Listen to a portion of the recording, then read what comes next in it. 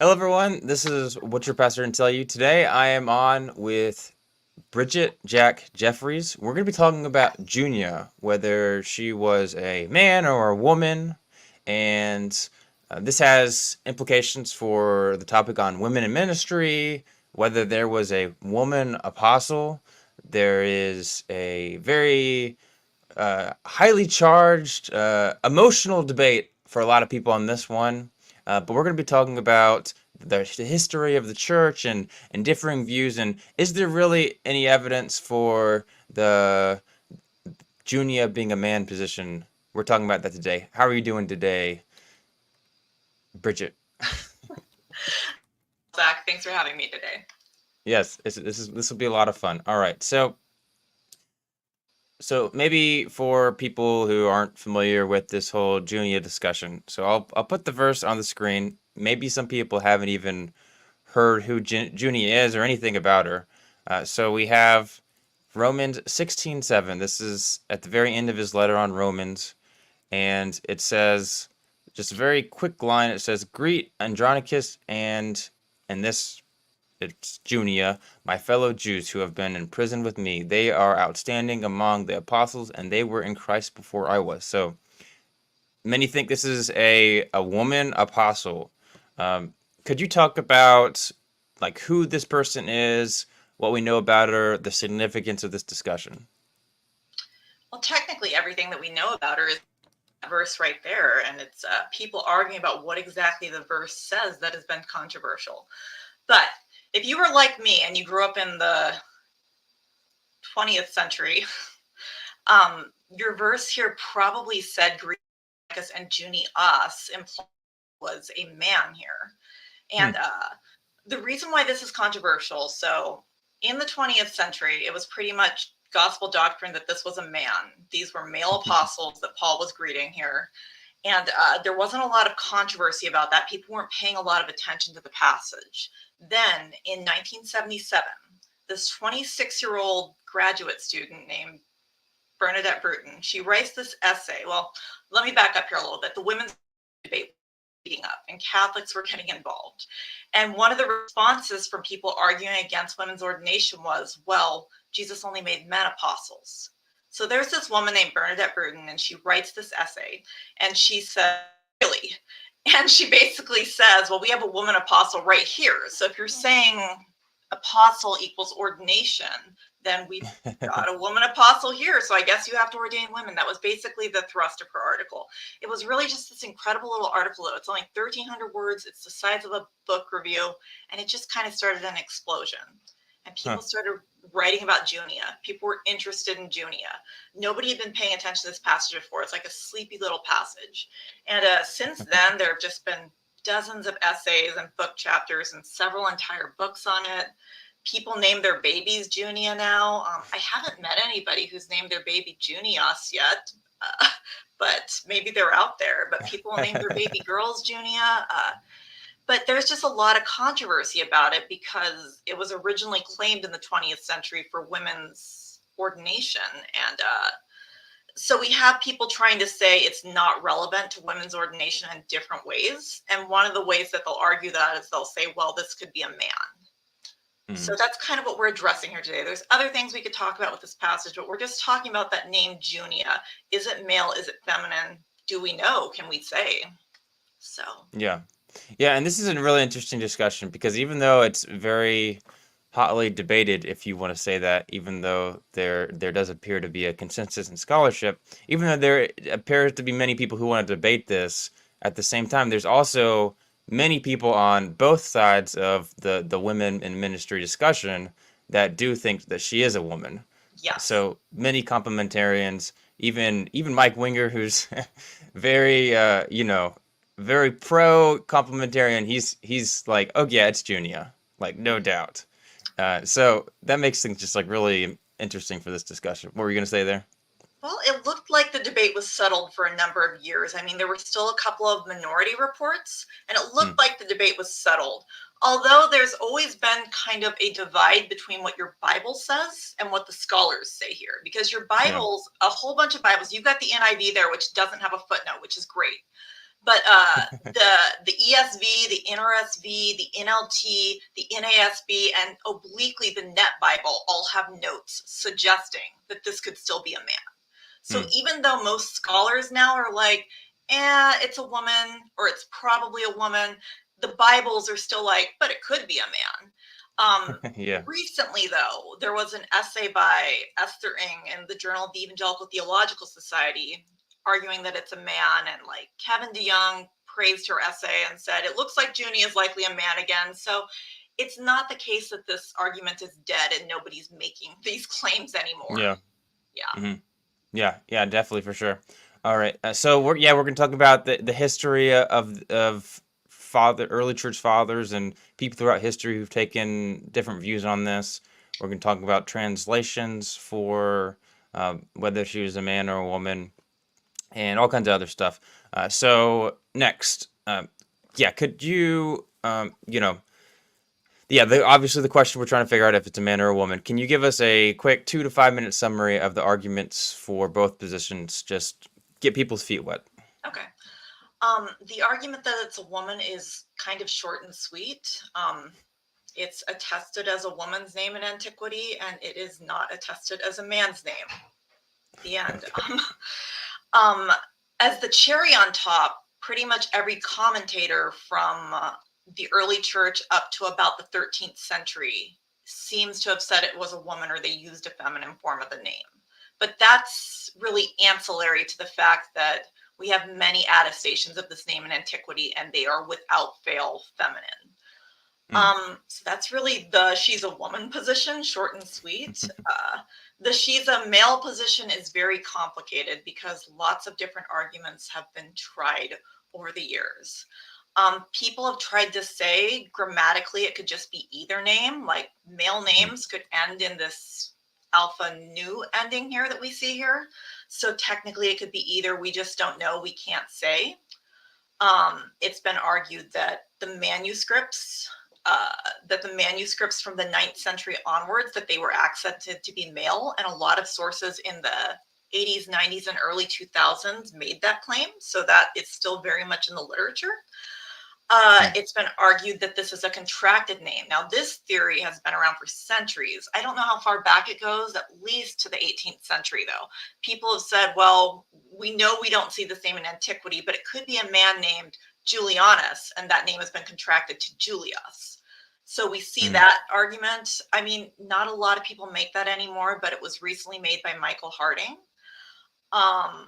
A more recent argument, well, I think that the argument you see most commonly is that there are claims that certain patristic fathers said it was male, and that if certain patristic fathers said it was male, like if the earliest ones or if the best commentators said that it was male, then we have to seriously consider that it could be male. So that's probably been the MVP of the she's a dude position. The last argument that you see that's more recent by Al Wolters in 2008, and then it was kind of reinforced by Esther Ng in 2020, is that it could be a Hebrew masculine name, Yehuni. So that's all of the arguments basically in a nutshell. She's a man. When you're fighting a losing position, I think you have to try whatever you can and see what sticks to the wall. And that's kind of what you're seeing there. There have just been a lot of arguments that she could be a man, and they're all very different. Yeah, definitely, for sure. All right, so let's dive into that she's a woman position. What is the best arguments, would you say?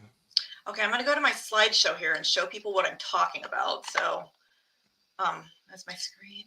Okay, great. So I put together this slideshow to kind of cover these things so that we can explain, just because I'm going to be talking about different languages, I think this will help. Okay. So when we're in the Bible and we come across this name, like we come across a name and we don't know just by looking at it if it's masculine or feminine, if there's no adjectives to help us out or any words that would definitely tell us whether this is male or female, one of the things we can do is we can check a lexicon of names, or what's kind of colloquially called a phone book. So what academics and scholars will do, they'll go through inscriptions, they'll go through literature in antiquity, they'll go through graffiti, they'll go through letters, and they will put together a book. I don't have one handy, but they'll put together a book called a lexicon of names, or it's colloquially called a phone book. It's the phone book of names in antiquity.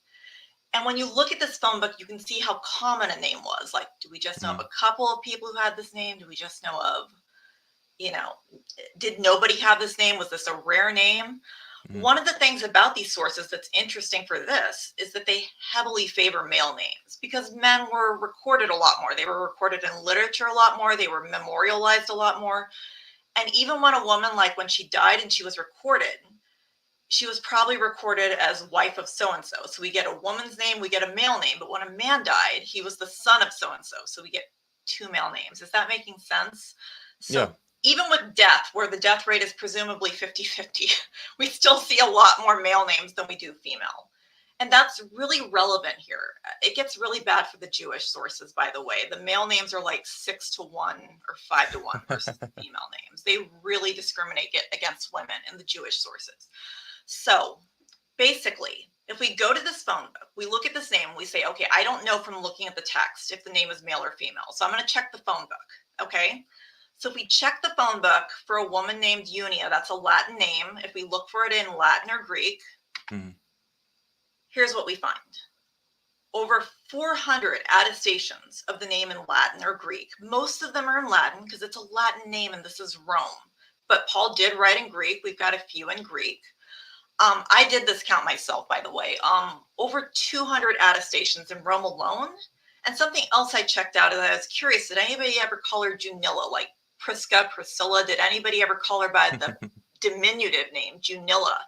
And there are actually 12 attestations of the diminutive. So we've got a good list of women in the phone book who had this name as far as female attestation goes. Now, if we check for male attestations of men named Junias or Junias, what do we find? It's a really big number. There it is. We find absolutely zero. Not a zip, zilch, bupkis. Okay, there is nobody in the phone book who is a man who has this name. There was a different masculine form of the name, but Paul doesn't call the person that. He calls them by what seems to be the feminine. So just for comparison, just in case people are like, okay, but maybe does that happen elsewhere in the New Testament where there's a unisex name and we have just a couple examples of the male and a bunch of examples of the female? I just wanted to compare this to some other unisex names in the New Testament, okay? So we have crescens. When we check the phone book for crescens, we have 1,034 male attestations and 10 female, yet nobody is seriously considering that crescens could be a woman, okay? For pudens, we have 375 male attestations, 6 female. Again, nobody is seriously considering that this could be a woman. For nymphus, in Colossians 4:15, we have 111 male attestations if you count nymphodoros, because it could be a contraction. So 111 male attestations, 28 female. So you see that when we have a unisex name, there's a lot of male examples, and the women are usually vastly outnumbered. But we don't see that here. So that's why I say, it's 400 plus for the women. It's none, zero, zitch, zilch, bupkis, nada for the male version of the name. And really, and we should see male versions because the male attestation is so much better than the female. Yeah. So that's the ball game, really. It's game over, man, game over from this point on. Every other argument about this name, that it could be male, is basically just someone hopping around on one leg yelling, "'Tis only a flesh wound." Okay, that's the end. That's the end. But obviously it's not the end because we're going to talk about the arguments that people make that the name could be male. Okay. All right. So just for summarization there. So we have a huge amount of texts, 400 or so of women being called this, being used by this Junia idea. Absolutely none from men. So Zero. there are no men of this time that are called that. Zero. And not only that, but we would expect that even if there was a woman called that, then we would still have, let me rephrase that. So of all the adaptation we have of names in general, we have way more of men. So it's actually Would you say it's pretty crazy that we even have like so many women in general that are named Junia? 400 attestations, and if this were a unisex name, because there are unisex names, they're pretty rare in Latin, but if there were a unisex name, we'd have way more of the men, way Yeah. more. And we have zero. We have zero. Like, people will be like, oh, argument from silence, but this is an argument from silence where the silence is telling us a very loud story. And that story is that this is a woman's name.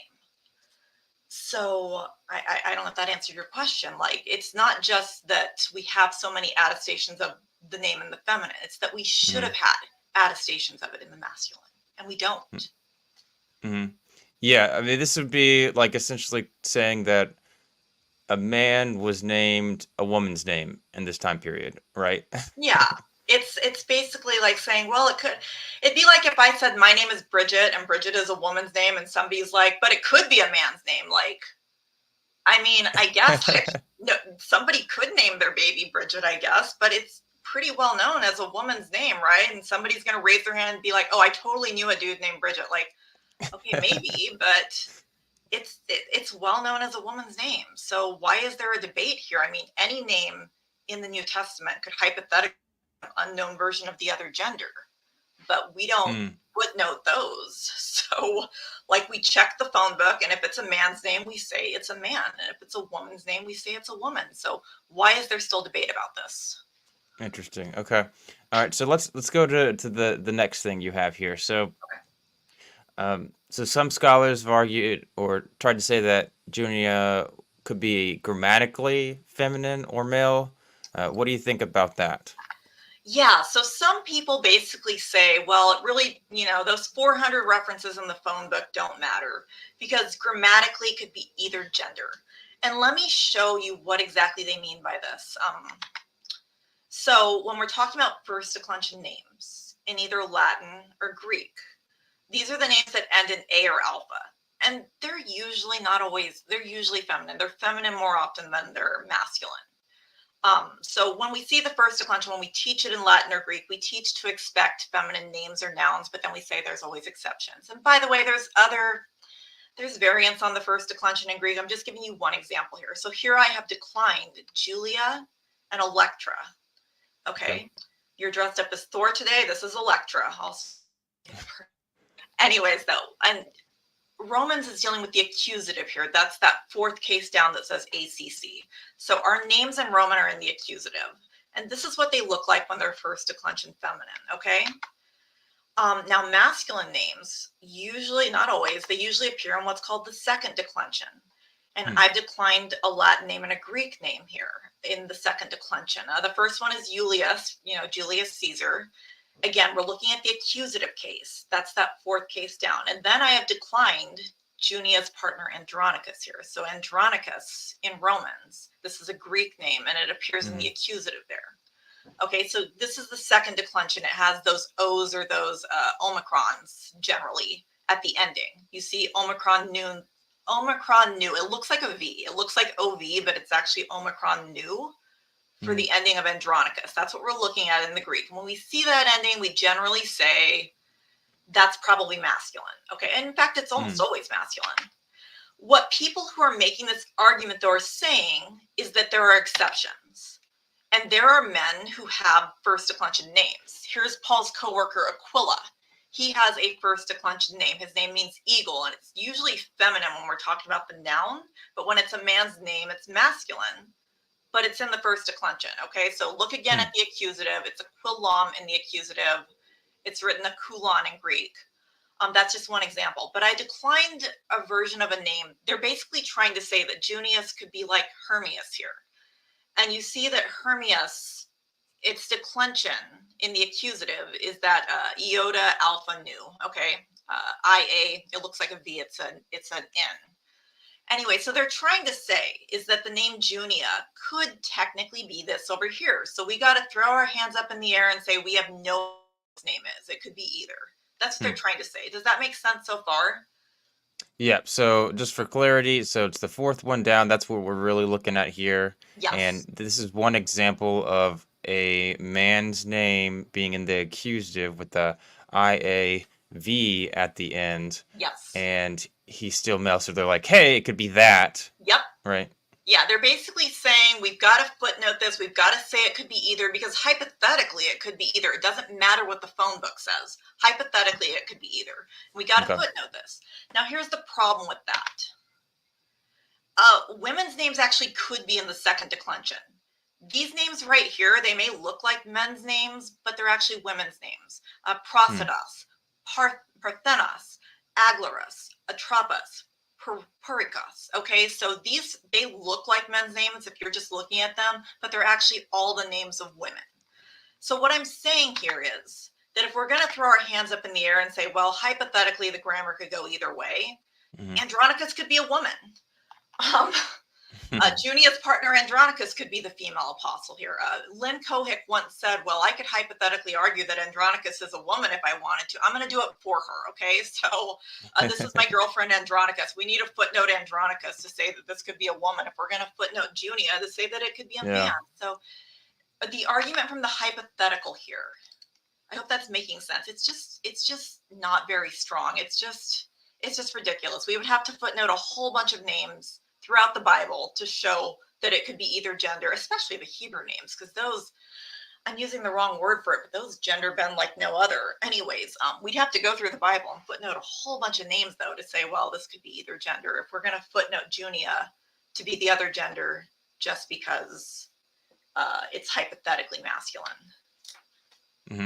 Yeah, so, I mean, obviously, just because, it's not as clear for everybody else, like, if someone does want to go that route, say, like, hypothetically, hey, yeah, we don't actually know if any of the names are men or women out there. Hypothetically, let's go that route. That doesn't necessarily mean Junia is a man or a woman, but what you're saying is that it's just so extraordinarily unlikely that Junia is a man that we have to put everything in doubt in order to argue against this view. Is that right? Yeah, I'm basically saying just because surgery clinics aren't perfectly sterile doesn't mean we do surgery in the sewer. These people are basically trying to say, well, the clinic's not perfectly sterile, so we've got to do surgery in the sewer. They're saying we can't know for sure, so we've got to leave both possibilities because grammatically it could be either. And I'm saying, no, we can reasonably know from the phone book what this is. And the only people that don't know are the people who don't want to know at this point. I see. Okay. All right. Let's go to the next one. So, some have argued that the 9th century manuscripts had accents that meant Junia was a man. Let's talk about that. Let's unpack that. So, the original Greek manuscripts, they're all in uppercase and they don't have accents in them. But later on, there was this practice of accenting certain words to show that they were masculine or feminine. And in like the 80s and 90s, a couple of scholars began to report that the 9th century manuscripts all had masculine accents. They all had a circumflex over Junia, which would show that their copyists thought that the name was masculine. And that got repeated in a lot of sources. And it's actually still out there. If you're a user of the New Living Translation of the Bible, your footnote says some very late manuscripts accent this in the masculine.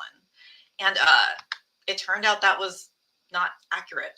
I've actually quoted Esther Ng here because in her essay arguing that Junia was a man, she actually makes note of this. She says, beginning in the 9th century, Greek texts of the New Testament began to be copied with accent marks, and without exception, the word in Romans 16:7 appears as Junia and not Junios, basically. This scribal practice obviously contradicts the view that the person's Greek name was Junius. So even this person who is arguing that Junia was a man concedes that the accents here aren't really telling that story. So you don't even have to go to egalitarians or Eldenep or Richard Bauckham or anybody like that for this kind of information. You can go to Esther Ng's article arguing that Junia was a man, and even she concedes that this information is out of date. Okay. So quick question. So, I can't point to it, but on the where it says union and Yes. union, the only difference there is the little squiggly that like that. It's called the circumflex. Yes. And then there's another accent on the female version of the name. Yeah, I So think those are that's the only differences. And what you're saying is in the 9th century texts, when they finally started adding these little accents, that they're all for women, right? Is that they right? were feminine, but for a long time in the scholarly literature, it was Mm-hmm. reported that it was the circumflex. And Mm-hmm. like I said, if you grew up in the 20th century like I did, and you did Greek in the late 90s or Yeah. early 20th century, and you had one of these Bibles, it had the circumflex on it and the critical apparatus. It was, Hmm. this misinformation was widespread. So if you go into the older sources on Junia or the NLT, which is way out of date, you're going to continue to encounter this misinformation. Fascinating. Okay. All right. Anything else on that one you want to add? I feel like that one's short and sweet. I mean, Okay. even one of the last holdouts for a Man Junia has Yeah. pretty much conceded it. So I feel like that one's short and sweet. Anybody who's still saying, but what about the accents at this point, just has bad information. And it's not really their fault because, like I said, there's so much literature out there now that has inaccurate information. But Sure. yeah. Right. Yeah. Okay. So some scholars have argued that what we have in the text is a contracted name for a male. So can you talk about what it means to be contracted, what the evidence for that is? Yeah. So so this theory has been around for a very long time. Let's talk about Latin names, though, really briefly. Like, Latin names are usually short and crisp to begin with. I mean, think about some of the Latin names you know, like Brutus, the chief assassin of Julius Caesar. Brutus is a really short name, right? Marcus, John Mark. These are Latin praenomen or cognomen, and they're usually short and sweet. They're like 2 syllables. Greek names, on the other hand, could be things like Nymphodorus or Zenodorus. They were long and they were a pain to write out. So in Greek, there was a pretty widespread practice of contracting names. You definitely see that practice in Greek. Nobody is denying that Greek names contracted like that. Well, a lot of New Testament scholars predominantly work in Greek and not Latin. And somewhere along the line, somebody said, well, we know we can't find any examples of men named Junius, but what if it's a man named Junianus and it's contracted to Junius?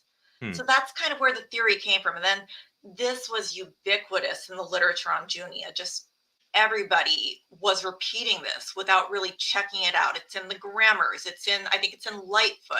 It's in Smithall's. Just again, if you go into 20th century or earlier literature on Junia, you're going to see people making this claim that it could be Junianus contracted to Junius, basically. By the way, I just wanted to point out, because it'll become important later, Junianus, you may be sitting there thinking, well, why does that look so much like Junius? That is, so the word Junius, that's like a Roman last name. And we make this name Junianus. We get to be mature today. We add the word Junia with anus or anus. Okay, we get to be mature today. And that's where we get that from. And that's intentional. It's like somebody's last name with anus added to it. And then it becomes a first name that you can use. So that's intentional. And that's why those are so long, because somebody intentionally added that anus suffix to someone's last name, basically, to their nomen. It's actually their middle name, but it's their last name, if that makes sense. Anyway, but what are these examples, though? I mean, a lot of men had names like Unianus, Julianus, Lucianus. So what are the examples then of men contracting their names, these longer Latin names, to this IAS ending in Greek? So not a lot of people are still making this argument. Whoops. But somebody who is making the argument was, I think Michael W. Harding wrote a paper in 2016. And he pulled these examples out of Robertson's Greek grammar. So he gave us 9 examples of this contraction that he was arguing for. And I have parsed the 9 examples here that he gave us. And as you can see, almost all of them are Greek. And nobody is saying that Greek names can't contract. We know Greek names contract. That's not what's at issue. Do Latin names contract, even if written in Greek? And people like Harding were saying that they could, but they're not really giving us any examples. Now, the 2 examples that aren't really Greek, we have Sylvanus to Silas, which does sound like a contraction, but it's not. It's the Latin name Sylvanus, and the Aramaic name Silas, which is a variant of Saul. Okay, so it's not a contraction, it's a nickname. And then the other one here, which is Latin, is ampliatus to amplius. But we don't actually see this in antiquity anywhere. Nobody in antiquity named ampliatus was being called amplius. This is a variant from Romans 16 that started showing up in the 16th and the 6th and 7th centuries. So people keep on saying Latin names could contract like that, and then they can't find any examples of Latin names actually contracting in the way that they're saying they could. Does that make sense? So basically, just for clarity, so contracting means it gets longer. So Latin names are short. And what someone is saying is, hey, this is an example of the well, in the text, this Junia is Junias is smaller. So what they're saying is that the writer of Romans, Paul, he like shortened the longer name. Is that right? Yep, they're saying this could have been a man named Junianus, because we have lots of men named Junianus in antiquity. Lots, Yep. probably hundreds of that name, if not over 1,000. We have lots of those, okay? And they're saying, well, maybe Paul shortened it. Maybe it was a man named Junianus and he shortened it to Junius. That's what they're saying. Yep. But then they're not able to find any examples. We have lots of men with these honest names, okay? And they're not able to find any examples of these names shortening like that.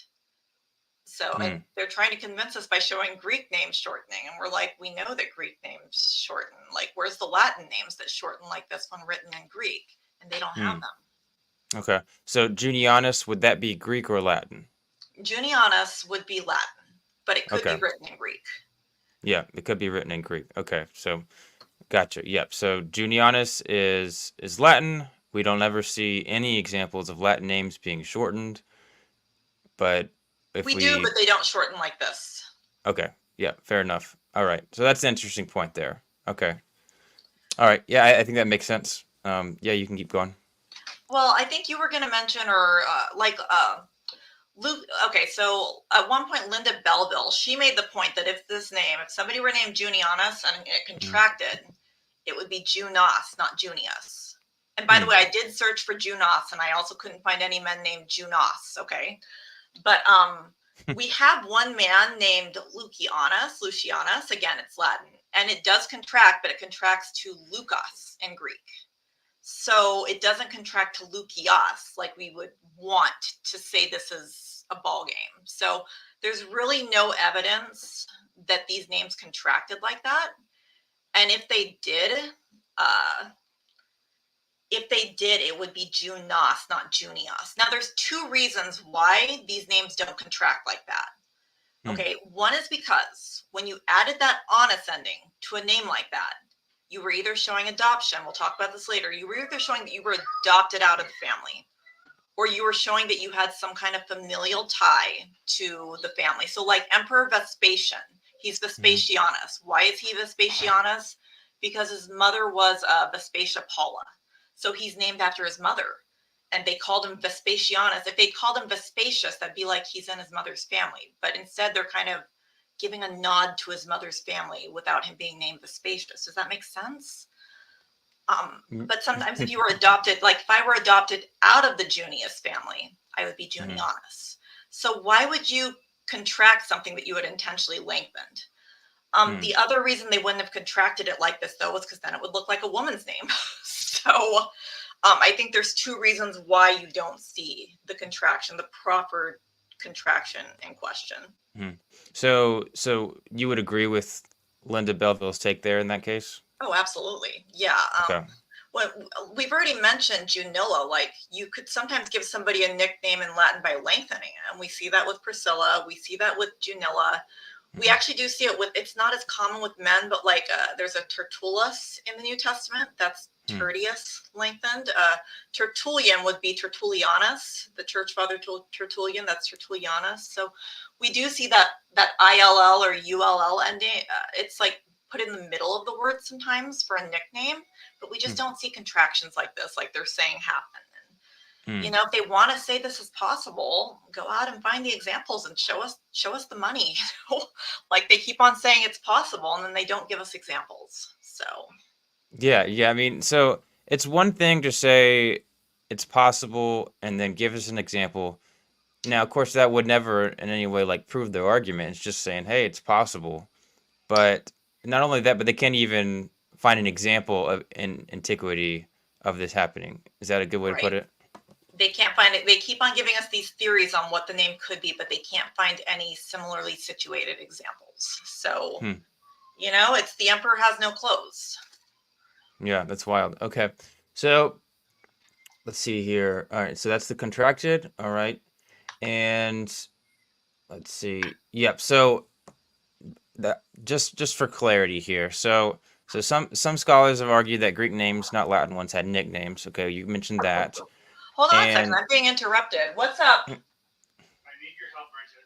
Can you? I'm really sorry. I have an autistic toddler. go I'm for sorry it. to do this. I need to go You're help my fine. husband with her. Sorry. Sure. Equal partners in marriage. That's right. All right, guys. Let's look at the comments. See if there's anything interesting. There is the best comment here is my verse. All right. Let's see here. Uh, glad you enjoyed it, Rebel Resource. Uh, Rebel Resource says, if Junius was actually a man, we should all be surprised, given the data is so extremely and flagrantly in one direction. Jamie says, she's a man, baby. All right, let's see what else we have here. So you're saying there's a chance. That's a Dumb and Dumber reference. Yes, it is so early. You're right, Joel. That's what it takes to be scholarly. That's a good question. So she's a couple years out from it being published, if it ever does get published. I'm sure it will be. She has done a couple of presentations at like I think it's ETS or something. So there's a good chance she'll be publishing like smaller papers for sure. But I guess we'll have to find out about the other ones.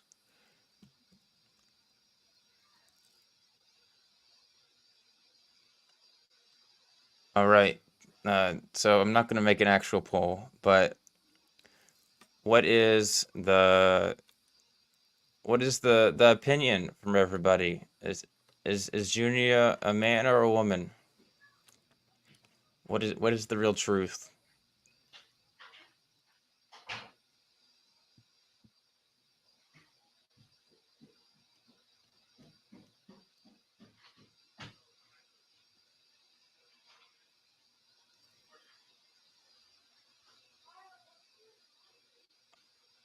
In our future? Well, what I'm gonna do is probably just gonna edit this out later. But um, so what are you guys up to these days? What are some topics you want to hear about? We could do Q&A if you want, just for I don't know, probably 2 seconds. Ask me anything.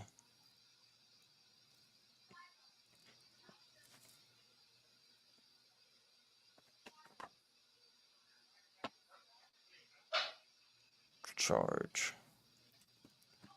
I should really come prepared for this.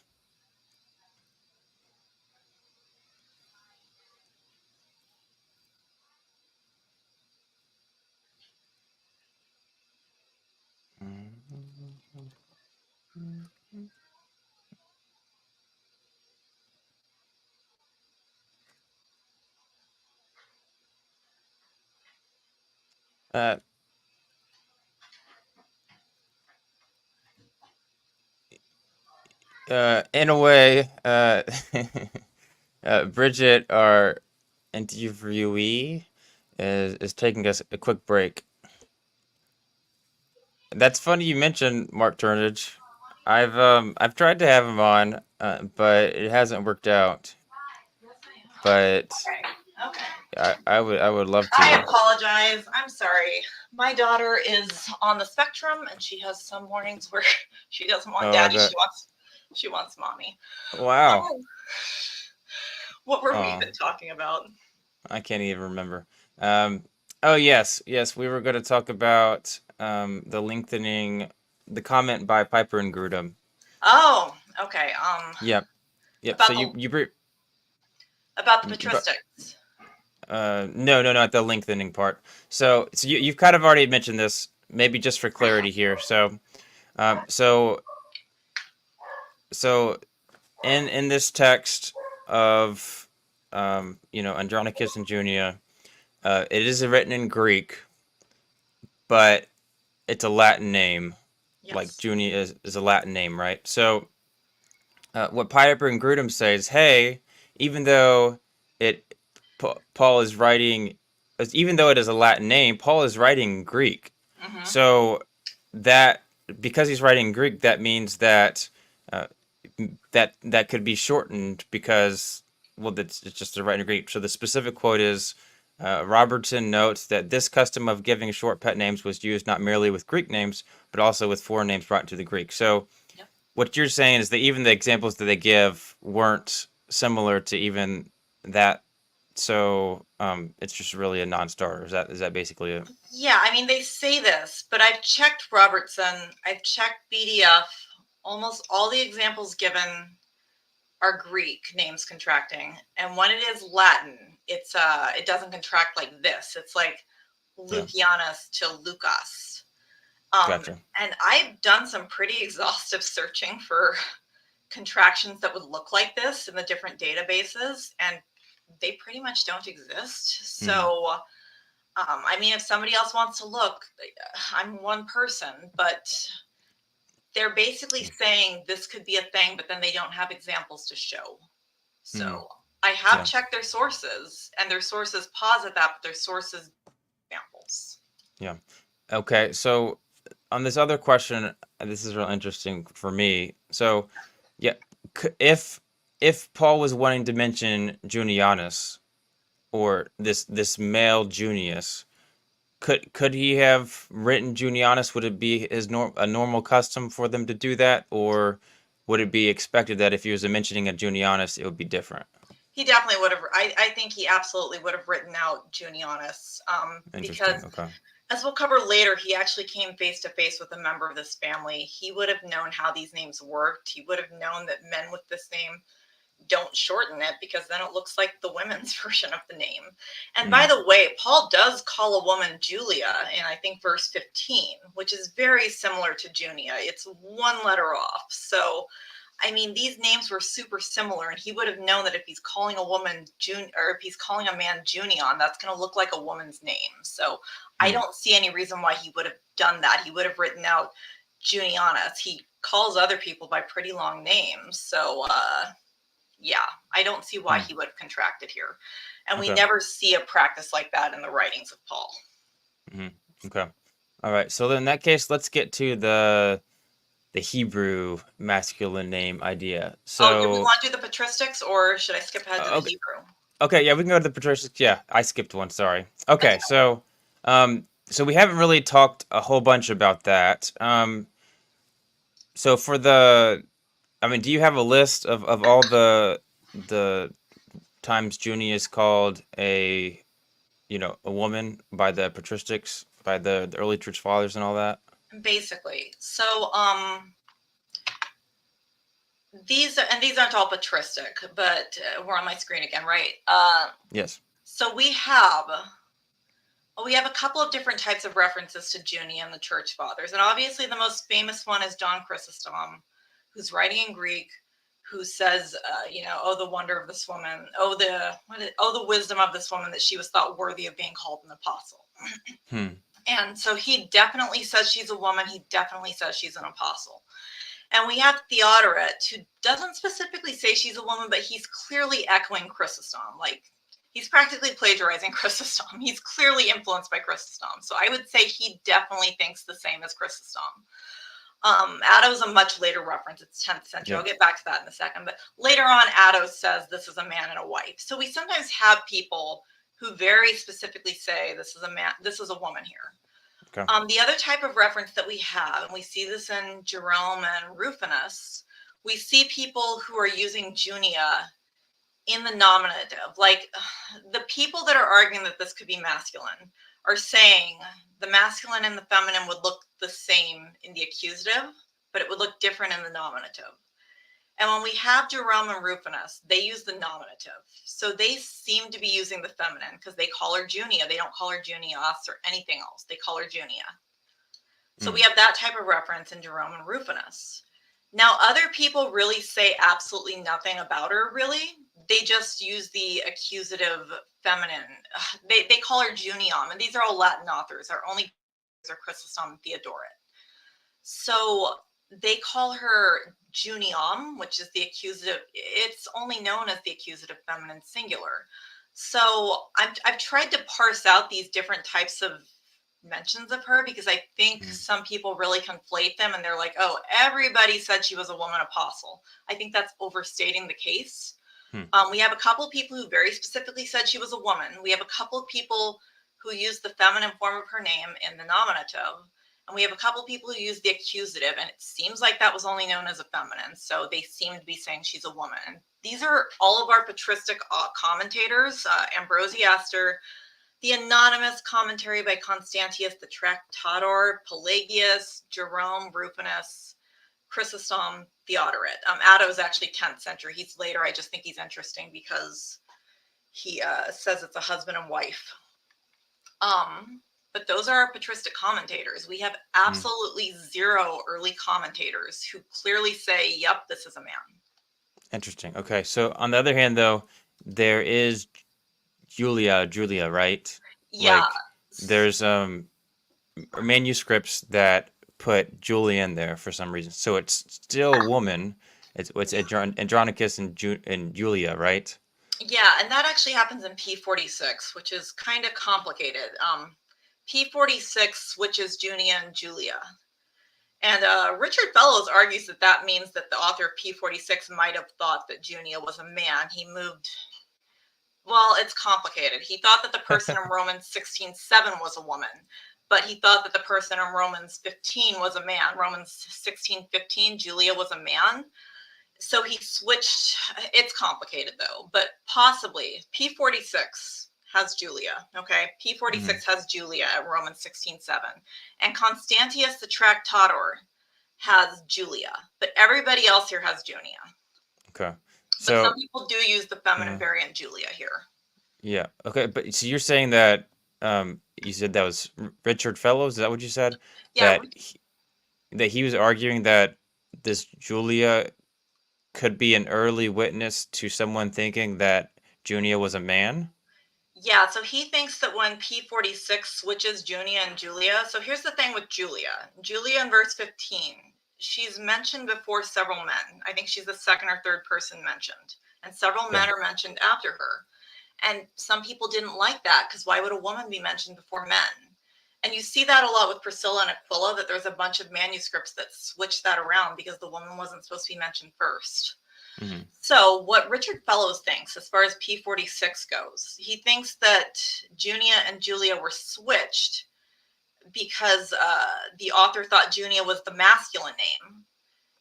And they wanted Julia to, since Julia was mentioned before men, they wanted this person to be masculine. So they put Julia, which is feminine, in Romans 16:7, still said that person was a woman. And they put Junia in verse 15. Now, other people think that was just an innocent switch. It was just the person heard wrong, got it wrong. But, and Richard Fellows does think Junia is a woman, by the way. But he argues that this is an early example of the name being understood as masculine. But all that I'm saying on my slide about the patristics is that as far as the actual patristic commentators go, nobody actually clearly says this is a man. We have little hints and things that maybe suggest that some people thought it was masculine. And P46 is one of those, but nobody clearly says this is a man. Okay, so this is just Romans 16:15. So you have the word Julia here. So what does that change anything for the discussion? Because there's some people that are like, hey, you know, we have this Junia and you have Julia. So like people in the early church, they thought, well, I guess someone might want to use that as an example, like, hey, that's an early witness of someone thinking it's a man. Therefore, that adds to the probability that it was a man. What do you think about that argument then? I don't think it adds very much to the probability that it was a man because we don't have those attestations of men having the name. But I do think that P46 is probably an early example of somebody being confused about the name and somebody thinking that it might be masculine. So I'm absolutely putting that, and that's actually part of my argument in my dissertation, that P46 seems to be from Egypt in the East, where Junia wasn't a very well-known name. When we start seeing the masculinization of the name, it's all in the East.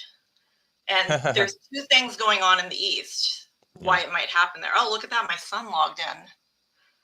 Oh, fun. He's explaining why my daughter was freaking out. Thank you. Thank you, Constantine. Oh. Anyways, what was I saying? So there's two reasons why we would see the name masculinized in the East, though. And one is that unisex names, for lack of a better term, were a lot more common in the East, whereas Latin names are just like really sexually differentiated. And in the East, the name Junia wasn't as familiar. There's barely any women out there who had the name, so people didn't recognize it, and they just assumed it could be masculine. So I do think that P46 is it's probably our earliest example of somebody maybe thinking that the name is masculine, and it's end of 2nd century, beginning of 3rd. That's not very compelling, though. There's many, many other places in the patristic record where there's a minority report on someone's gender, and nobody is saying that person might actually be the opposite gender. So, but it's certainly worth discussing, and it's going into my dissertation as an early possible reference to somebody thinking the name is masculine. Yes. Interesting. Okay. And so just so if I can go back a little bit. So this really weird thing where, like, in the manuscripts you have, and where you expect Junia, you see Julia just randomly, and basically you're saying, like, okay, somehow they switched the two. They were more familiar with Julia than Junia, so it was a 1-letter difference. So they were like, Junia? No, I think it's Julia here. So you do see quite a few manuscripts and later patristic or medieval commentators saying Julia instead of Junia here. Maybe they're influenced by P46. More likely they're just by Julia. The Julia. Maybe I should explain this. So Julius Caesar, because of the Caesars, the name Julius and Julia, those were some of the most common names in the emperor, just like in the empire.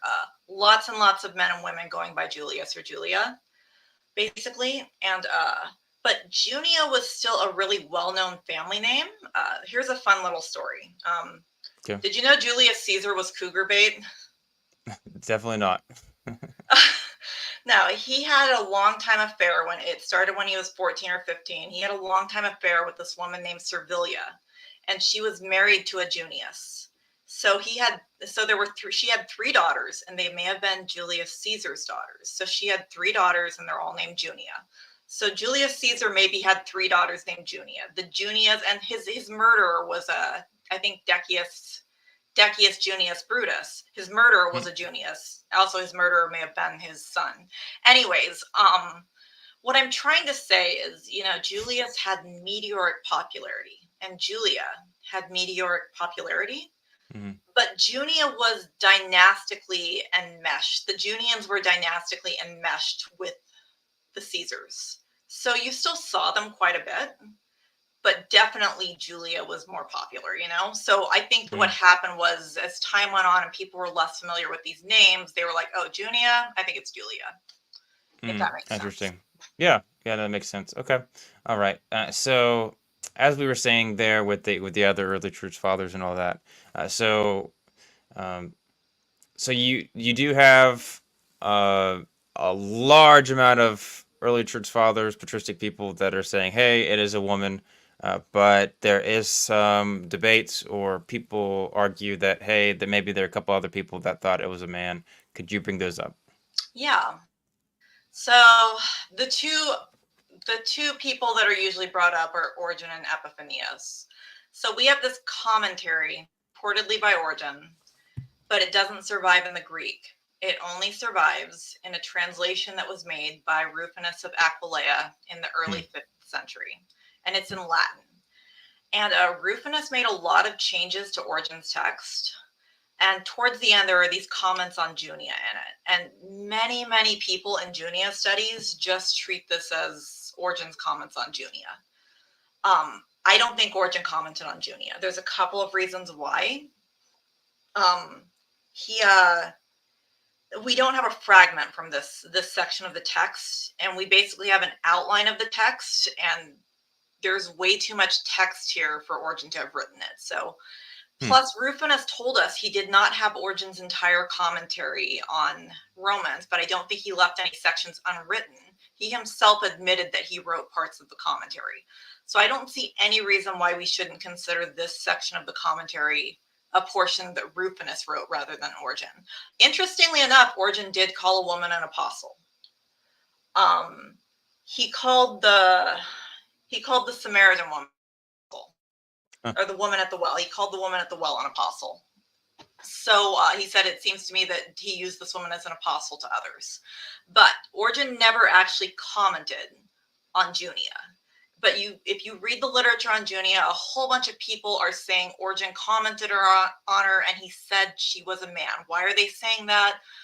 Well, there are some late variants of this manuscript that have Junius instead of Junia. And people basically keep on trying to come up with arguments. If Origen commented on Junia, then he'd be the earliest commentary on Junia. And I think people are like, well, if the earliest person said it was a man, then we've got a ball game. Anyways, I argue in my dissertation and my work, though, Origen didn't comment on Junia. He didn't leave behind a comment on Junia. It's not clear that he knew about Junia. Rufinus commented on Junia. Rufinus is a Latin author. I don't see any chance that Rufinus wrote Junius instead of Junia. I address that in my work.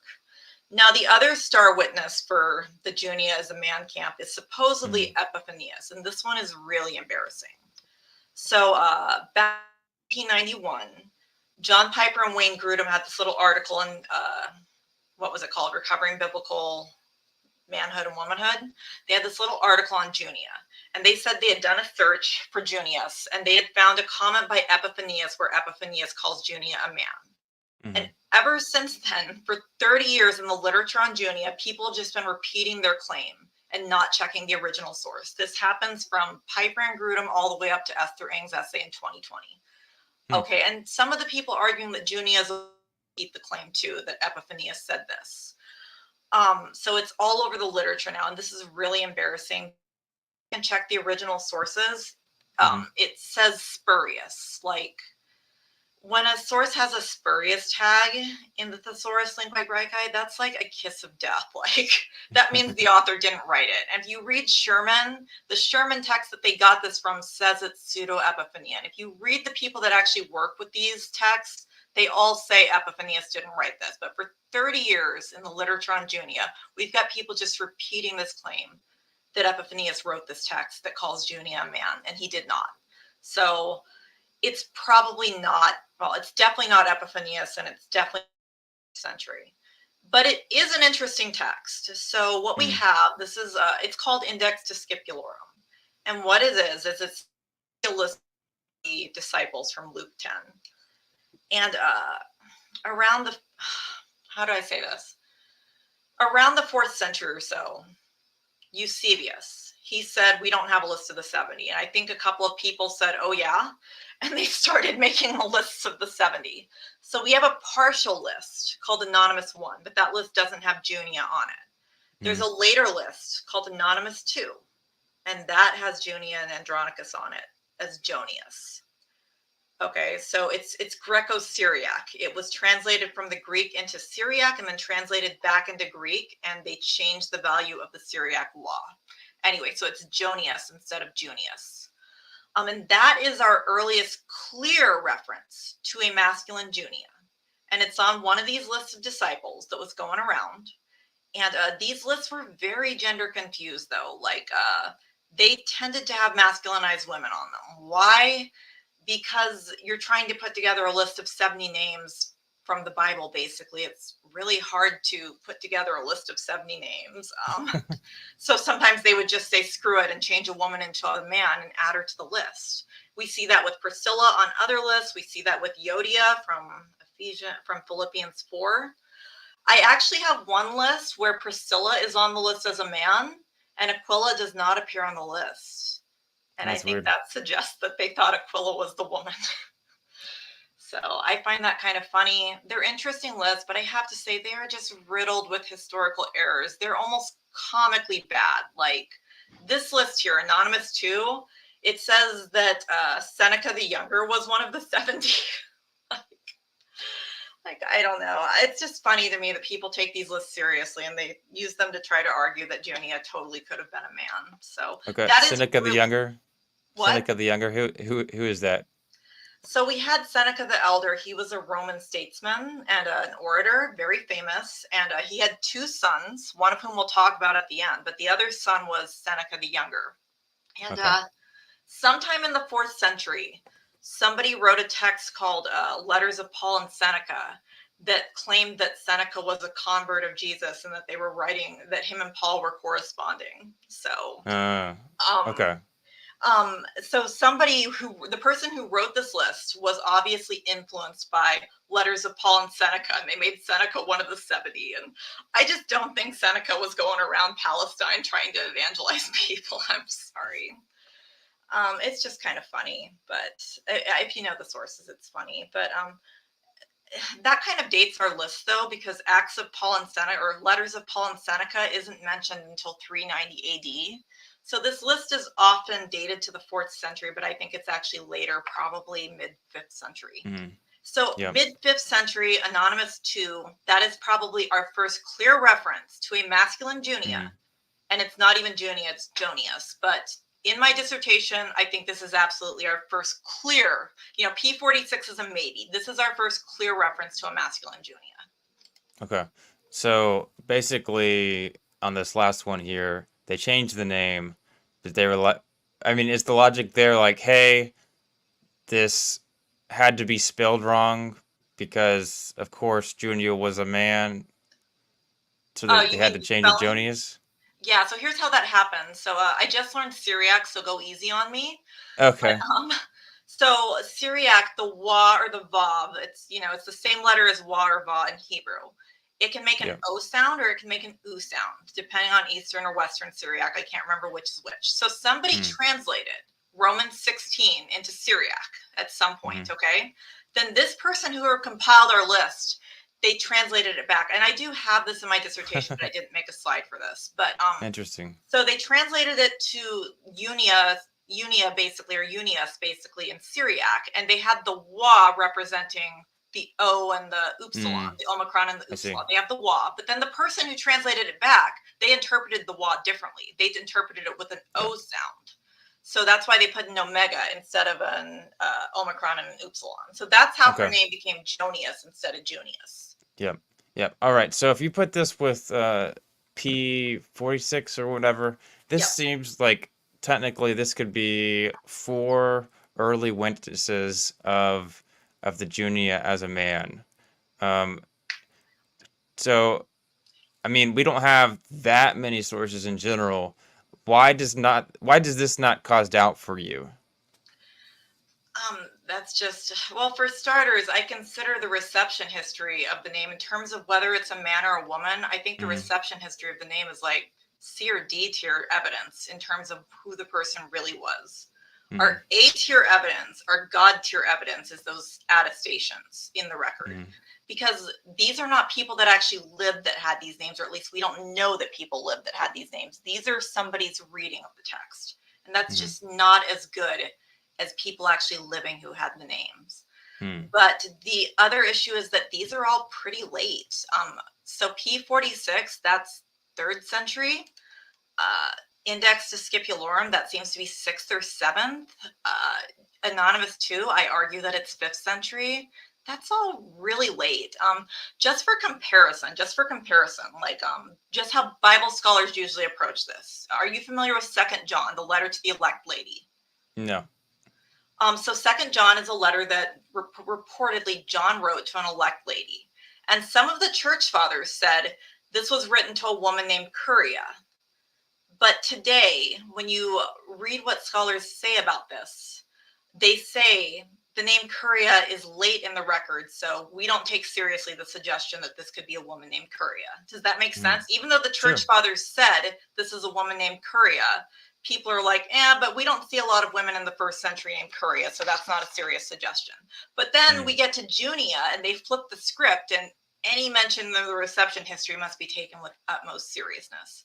And I just don't agree with that. Like, the attestational evidence is the God tier evidence. Church fathers, depending on the source, church fathers references in the reception history, that's C or D tier. It's just not as good. Yeah. Yeah, I think for some people, it's this idea of like, hey, you know, of course God would continue the knowledge of the Bible all throughout history because he wants to keep the truth known. So like he's gonna make sure that, hey, like the knowledge of the Bible is continued so that, well, who's gonna do that? Well, of course it's the early church people, and they're basically the only text we have, so he's going to do it through that so that you have these early church people. Well, you have to take them seriously because like it's God keeping his truth. You know, it's not explicitly laid out that way almost never, but I think that might be part of it. So, but either way, so basically what you're saying is, hey, like these people that are early church fathers, they say silly stuff all the time. They're not in the position to make like educated answers on this, and then of course we have many that like Chrysostom that actually do say it's a woman. So it's just not very strong compared to like the people that were actually living at the time. Like we can see how the name is used. Yeah. Like that is just so much stronger evidence than these people that were living much later when names have changed. You have people that weren't even living in the same region of where the name is used, stuff like that, right? Yeah, well, I mean, as far as the actual commentators go, though, as far as the actual commentators, not P46, not list of disciples, the actual commentators all seem to have taken it as feminine. We just have this variant of Rufinus, which is very late, and we have these lists of disciples, which are very late, and we have P46. I actually think I'm going to add a new one to the 5th century, but I'm not going to disclose it here. Okay. So I am tracking both the masculine and the feminine evidence. But even if we go down to this other tier of the church fathers, the evidence is still overwhelmingly feminine.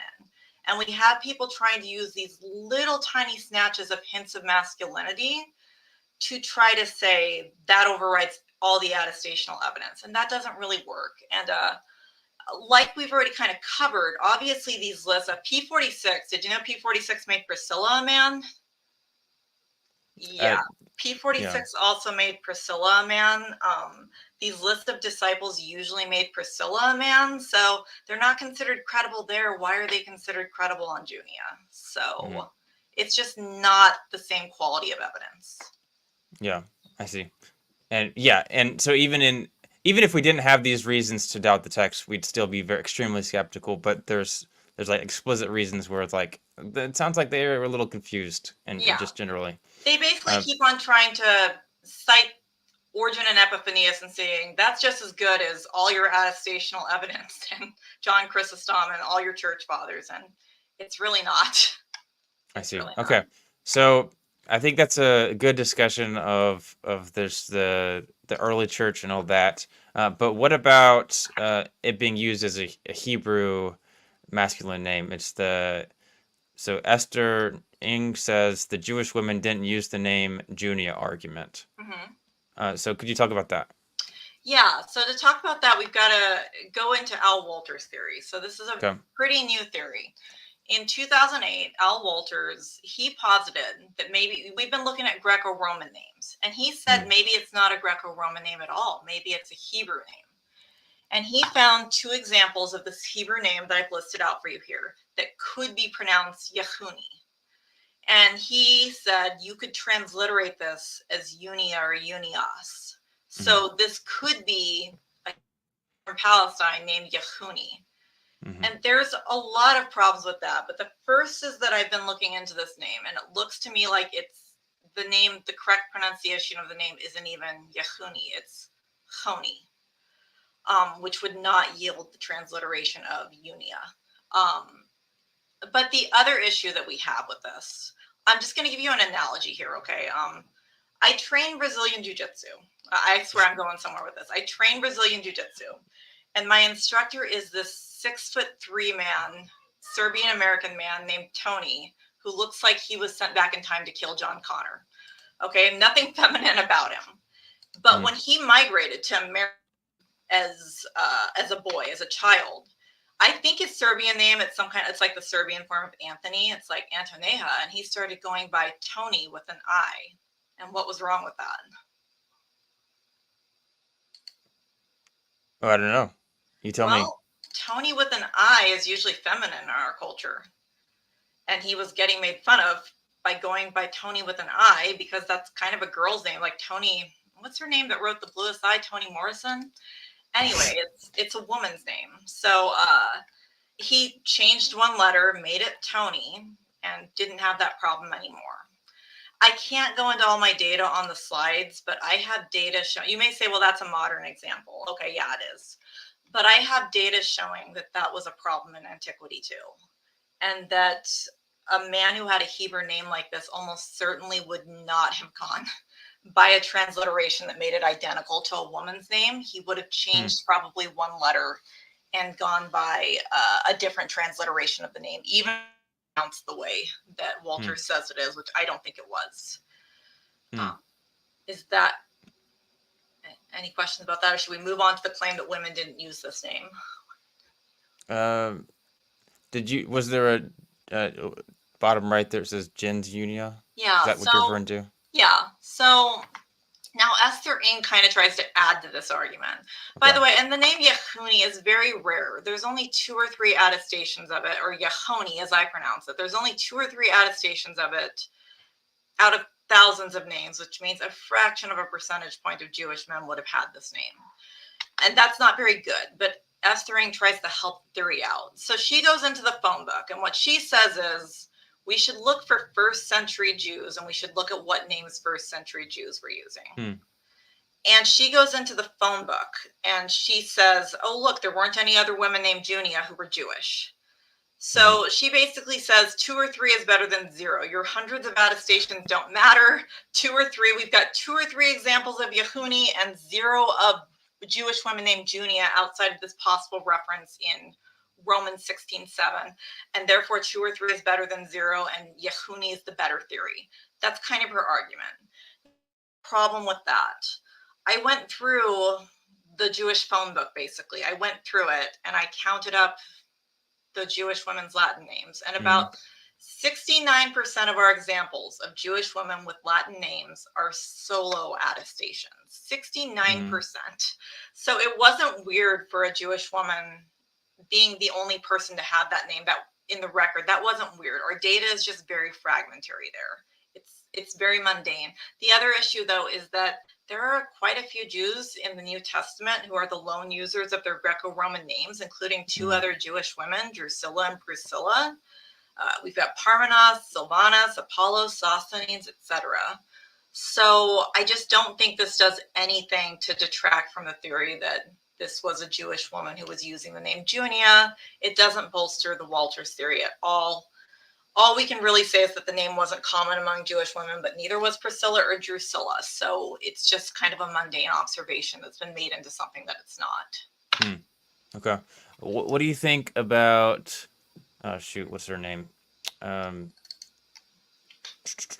Yii-Jan Lin, if I'm pronouncing that right. She commented on this a little bit.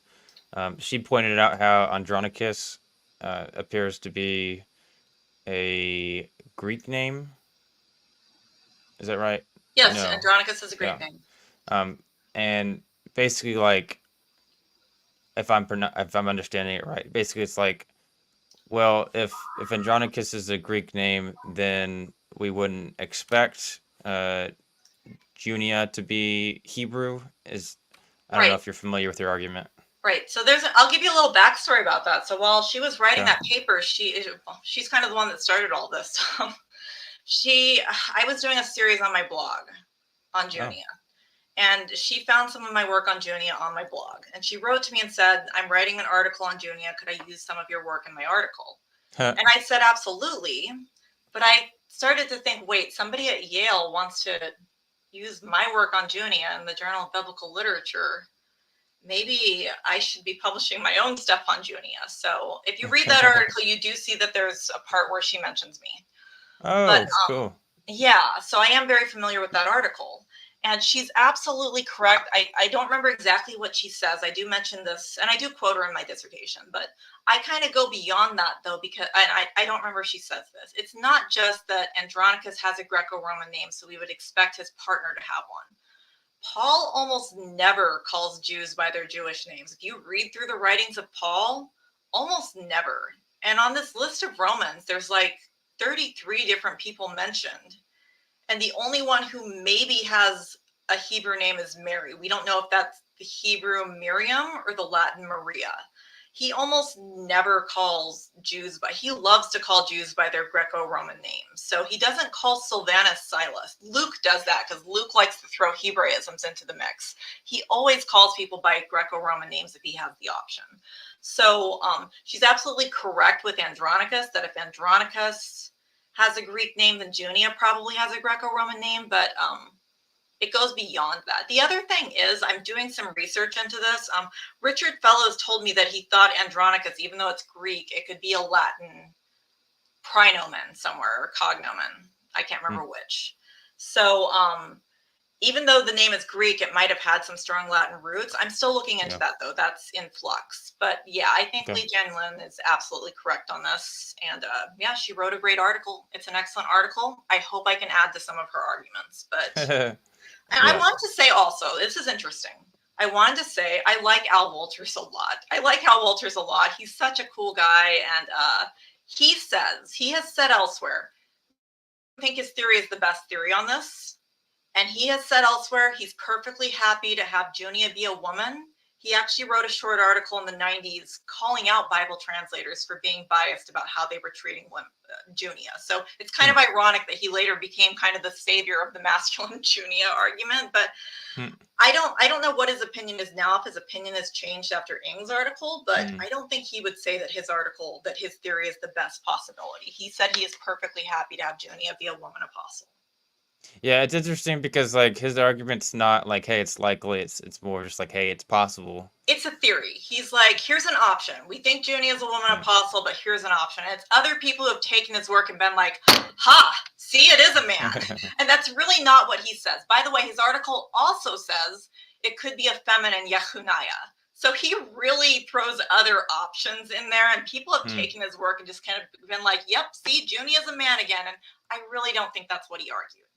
Interesting. Really yeah. don't. So I have Yii-Jan Lin, if I'm pronouncing it right. The little thing on the screen says, "Many thanks to Bridget Jack Jeffries, personal communication." How sweet.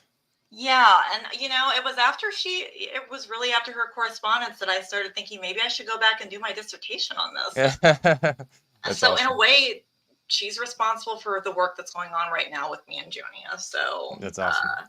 Anyway, I don't know if she'll ever see this, but I know she's doing great things at Yale. So she's a Trinity alum too. So I know she's doing great things at Yale, though. We've got a Trinity student going to Yale. So yeah. Anyway, I'm getting off topic. That'll be you one day. I don't know about that, but it'll be me arguing with people on the internet because that's how I roll. Okay, I see. Yeah. All right. So anything more to add on that one, or are you ready to go to male Junia? Let's talk about the male Junia of the Bible, because this is fun. Okay. Okay, so we've got the male Junia of the Bible. Okay. There is, what if I told you, you're just going to have to imagine the Morpheus meme here, okay? What if I told you that there is a male Junia of the Bible? And I had to put this meme here, the male Junia of the Bible, waiting for someone to notice him. There actually is a male Junia in the Bible, and crazy, Everybody's been trying to make this person in Romans 16 into a man, and she's clearly not. Okay, so he's mentioned in Acts 18, but he's not called Junia. He's called Gallio. And this actually tells us a lot about different things that have been argued about Junia. So he was born Lucius Annaeus Novatus, and he was the son of Seneca the Elder, who we mentioned earlier. And I can't remember if Seneca the Younger was his older or his younger brother, but he was the brother of Seneca the Younger. They're both famous people in Roman history. I don't know how this came about, but eventually he was legally adopted by Lucius Junius Gallio. So you see that middle name on my screen is actually the last name. Annaeus was his last name, basically, his family name. And he gets adopted by this other guy, Lucius Junius Gallio, and Junius becomes his family name, okay? So what happens to Annius? Annius gets the ascending, and it becomes his second cognomen. So now he's named after his new father. He's Lucius Junius Gallio, but he keeps Annianus as a second cognomen. Does that make sense? So men who were named Julianus or Junianus, they'd actually come out of the Junius family, or they had some other familial tie to it, but they weren't in the Junius family. Anyway, this just shows us a lot about what people have been arguing about Junia. Men weren't usually called by the gens name, but women were. So even the form of the name suggests that this is a woman. And I don't think enough attention has been paid to that. But he's called a Junius, not a Junius, not a Junius with an AS, because Junius was the male form of the name. The other interesting thing about his presence in scripture is that it shows that Paul had this encounter with a man who had this version of the name, and he would have known how it worked and not to call a man like this Junius. So, I mean, I just find it really interesting that there is a male Junia of sorts in the Bible. We know where to look for him. Okay, so just for clarity, so in the Bible, you said it was Gallio? Yeah, he's only called Gallio. Okay, all right. So just so we could understand your argument here. So you're saying that it's called Gallio, but like that doesn't. I guess some people are going to watch this and be like, well, that doesn't have anything to do with Junius or Junia. Right. Could you explain that part one more time? So he is only known in scripture as Gallio. So how do we know who this is? Well, we know him from Roman history. He's mentioned elsewhere in Roman history. He was the son of Seneca the Elder, who's pretty famous. He's the brother of Seneca the Younger. He's actually used to date this portion of Acts because he was consul of Corinth at this time. So we can say this portion of Acts occurred at 54. And even if you're having a hard time accepting Acts as historical, most people think that this encounter with Paul and Gallio, this dates the encounter to a certain point. Other parts, maybe we're not sure of the dating, but this gives us a very firm dating. He's only called Gallio in scripture, though. So the Romans were a little bit different for having this kind of three-name system. You had the praenomen, and if you're looking at my screen, Lucius was the praenomen. Okay, that's the first name. And you had the nomen or gens name. That's actually the equivalent of our last name. Okay, so his last name, basically, it's the middle name, but his last name when he started life was Annius. Okay. And then he was adopted by this other man named Junius, and his last name basically became Junius. He became a member of the Junius family.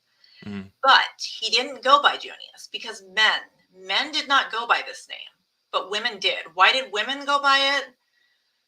Because it wasn't really that important that your daughters be individuals, because you were just going to marry them off to some other family. So all you really needed to know is what family they came from. So like Julius, how do I put this? Like Junius Brutus, who killed Caesar. He's not known as Junius. He's known as Brutus. And this man here, he's not known as Junius. He's known as Gallio, but he's absolutely a member of this same family. So it's just relevant because it shows us a lot about how these names worked in Latin. And it shows that Paul ran into somebody who had this name. So he probably knew how this name worked and how to decline it and not to call a man by it. I hope that makes sense. I know it's a little technical. So basically, just to be clear, so you're not arguing that if Junius was a man, you're not arguing that that he would be called something else. Yeah, so basically, if the Junius of Romans 16:7 were a man, probably wouldn't have even been called Junius. He would have been called by a cognomen or a praenomen. Wouldn't have been. But if he were being called by this form of the name, it would have been Unios or Unius. It wouldn't have been Unias with that AS, if that makes sense. Yeah. So, in this example here in scripture, it shows how common the name was, that we even have it elsewhere in scripture. And B, if we look at this figure, it shows us a lot about how the name works. It shows us why somebody with the honest form of the name wouldn't want it to contract it, because then it'd be like snubbing your new family. So it might all be a little technical, but I don't know. If you understand these onomastics, I just find this really fascinating that there actually was a male Junia of sorts in the Bible. Yeah, that's really interesting. Okay, all right, awesome. Well, this has been a lot of fun having you on here talking about this. Is there anything that we missed? Anything else you wanted to add to the conversation before we get going? Yeah, actually I do. So, Okay. I wanted to just hit home with some takeaways, okay? And I'm gonna be a little bit mean here. What I'm trying to get to, though, like Uh-huh. one of the things I'm trying to do with my dissertation, there is no grounds to keep this Junias footnote in the Bible. It doesn't appear in antiquity anywhere, and it really doesn't appear in the patristic record either. So I feel like when you have a Bible, an ESV, an NRSV, an NLT, an NASB, when you've got a Bible that has this footnote, that is a mark of ideology or ignorance. Either the translator had no idea that the case for the masculine Junia was so bad, or they know that it's bad and they're keeping it in there because they want to confuse the issue. And if I could be a little polemical here, that's tampering with scripture, and I don't appreciate that. So there's me being a little bit of a zealot. I'm going to paraphrase and repurpose something that Paul Sylvia said, okay? Just like Mm-hmm. alien abduction only happens to people who already believe in aliens, thinking Junia is a man only happens to people who already thought she was a man to begin with. Like, Hmm. it just doesn't happen unless you wanted her to be a man to begin with. So yeah, if you like my work and you want, I've seen some requests if I'm going to publish this or if I'm going to do more. If you like my work, I really hate to ask this. Feel free to follow me though on social media because you'll get updates about my dissertation progress. It'll be really boring, but I'll give you updates about my dissertation progress and the pranks that I pull on the Trinity campus. So there will at least be that. Ah, And it will help me with publishers in 2 years because they like to see that you have a following. So that's the only thing I ah, would say to people that say, I love this and I want to see more of this. awesome. Yeah, and yeah, you have your website as well. So Yes. that'll be in the description after this. We'll link the articles that we mentioned, and everyone that's watching is going to be eager to check out your work in the future whenever it gets published or all that kind of stuff. But otherwise, yeah, I really do appreciate you coming on here. Thank you so much. And yeah, any suggested resources? You have Epps, his paper that's free online. I don't think enough attention has been paid to my friend Eric E. Richter. He did, I quoted it in one of the slides, but he did an article laying out why Epiphanius didn't write the Index Scipularum. He Mm. also has a bachelor's thesis. Now, you may be like, bachelor's thesis, that's got to be short. It's actually close to 200 pages, and it Mm. goes through a lot of different issues with Junia and the reception history of Junia. And Huh. he makes his work available on his academia page. So I just wanted to say, don't let the fact that it's written in Spanish scare you off. Like, Google Translate works perfectly fine. So Yes. if you're interested in this type of thing, definitely check out my friend Eric Richter's work on his academia page. And Eric, it's just in progress. I have 3 articles on Junia that I'm hoping to publish in the next year or 2. One will address the name Junia, one will be on the patristic record, and one will be on the Yehuni-Wolters theory. So Cool. I do hope to get those out. Other than that, just, we'll link the articles that are Yeah. relevant. Yes, definitely. All right. Awesome. Well, thank you so much here. We'll have to have you on again, maybe to talk about your background with Mormonism or something like that. That'd be Uh, fun. yes, yes, definitely. But otherwise, thank you so much. It's been a pleasure, and I hope you have a good rest of your day. Thanks.